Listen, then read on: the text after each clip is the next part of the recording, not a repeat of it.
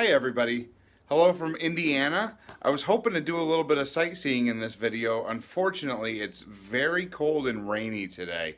It's not quite freezing rain, but it's extremely cold and quite wet out. So I'm just doing it from here in the bedroom that I'm staying in.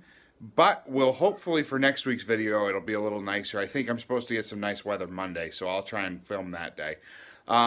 Anyway, wanted to talk about Jeroboam this week. Jeroboam and Rehoboam. Last week we talked about from the book of Kings, we talked about the first three kings of Israel, right? If you remember them, they were first Saul, then of course we had David, and then we had, do you know, King Solomon.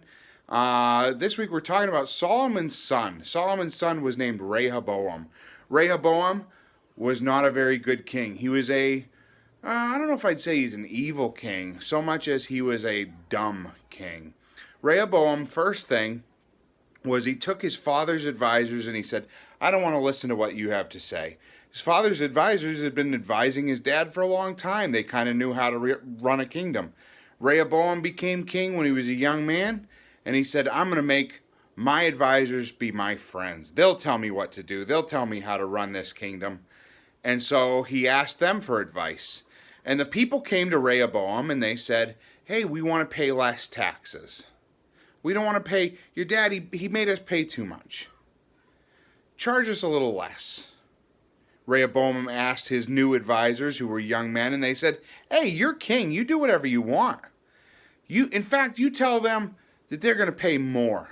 That'll make them, that way they know they can't mess with you. They need to respect you. Guess what happened? The kingdom broke. It was too much. And so the kingdom divided itself in half. And half of the kingdom went with a new king named Jeroboam. And then half of it stayed with Rehoboam. Did you know how unfortunate that is? It's so unfortunate that those two kingdoms that had all the tribes of Israel, that God had intended that they be different than the other nations, that they be set apart for Him, that they be holy for Him.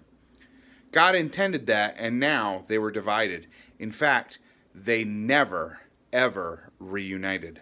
They were divided forever after that. So sad.